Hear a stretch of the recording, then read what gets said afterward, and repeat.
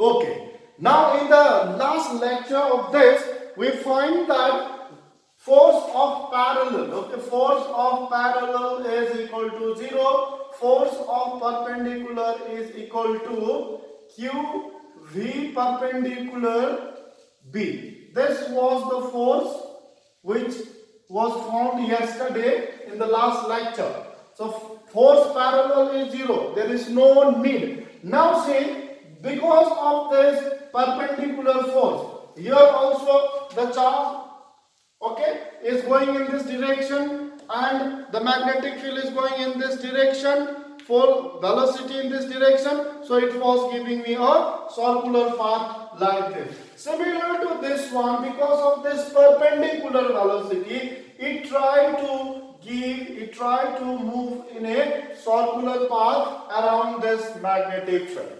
Okay, but please see here, remember this we have got one thing, which is the velocity along the parallel direction. Though there is no force, but there is velocity in the parallel direction. So what happens is, this charge try to move this way and this charge try to make a circle like this, but because of this velocity, charge also moves in this direction. Okay, they will try to make a circle, but whenever it is making a circle, because of this velocity, it is moving in front direction, it is moving in this direction, so it will form a helical motion. Chokki pishing. Not chokki pishing is circular, but chokki pishing and moving above, chokki pishing and moving down, that is helical motion. So from here, this charge particle will go and it will try to make a circle here, but because of this velocity, this will come like this and go here. Again it will come like this and go in front direction like this, and finally it will get out from the magnetic field. So it is moving like this, circular as well as motion, translation as well as circular. So it is making a helical motion. So this is how the helical motion is occurring. When does it happen? If the angle is not 0 degree or not 90 degree or not 180 degree, it has to be some other angle. Okay. So it is making a radius say r. Okay, it is making a radius say r. So now because of this perpendicular force, it is having a circular motion. That circular motion is by centripetal force. Okay, so what happens is, this perpendicular force is equal to centripetal force.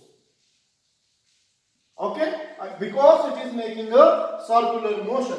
So how much is this? This much is this one. So this is the main derivation of this part. The first lecture was just to introduce that there is no force in parallel, there is only force in the perpendicular. So how much is this?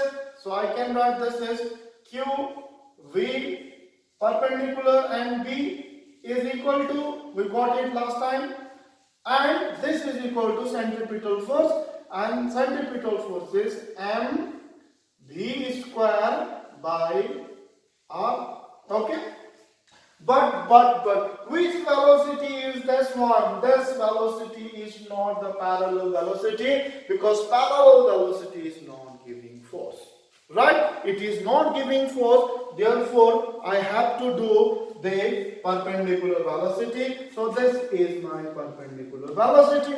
So this one of the perpendicular velocity cancels this one. Then what I get? I will get QB is equal to MV perpendicular by R. Very simple. It is very simple. Okay. Now let us find the equation of,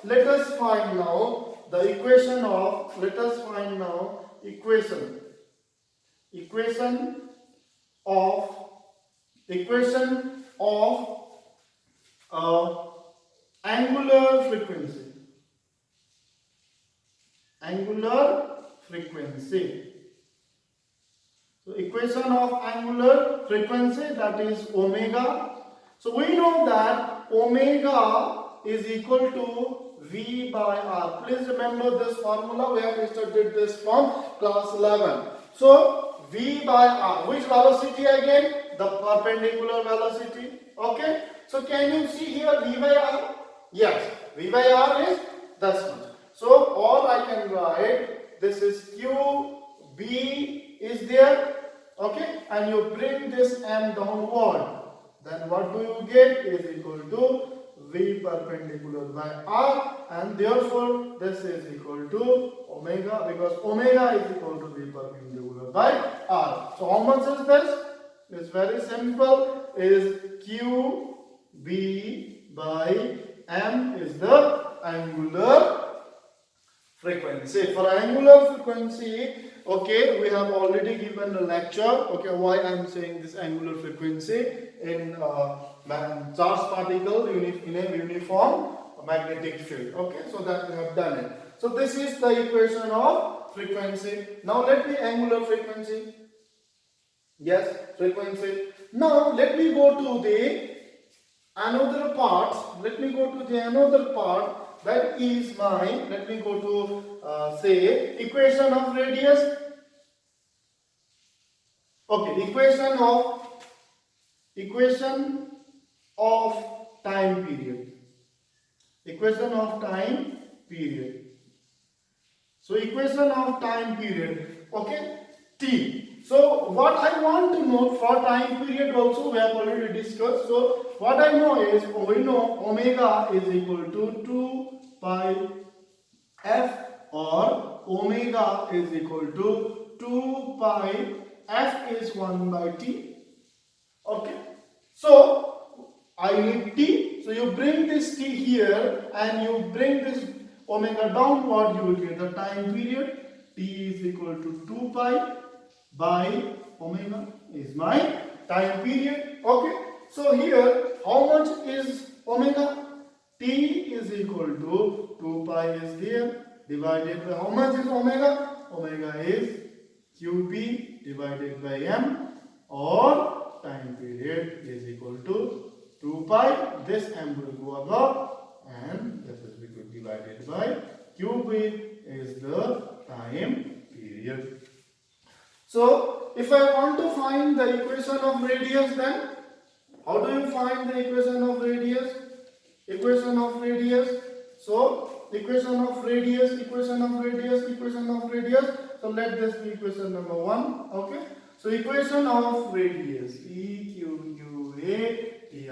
Equation of radius. How to find equation of radius? Equation of radius is from here, from equation 1. Just write from equation 1. You are this r, you bring it here. Okay. Whenever you are bring this here, this is r is equal to mv perpendicular. Okay, divided by qb.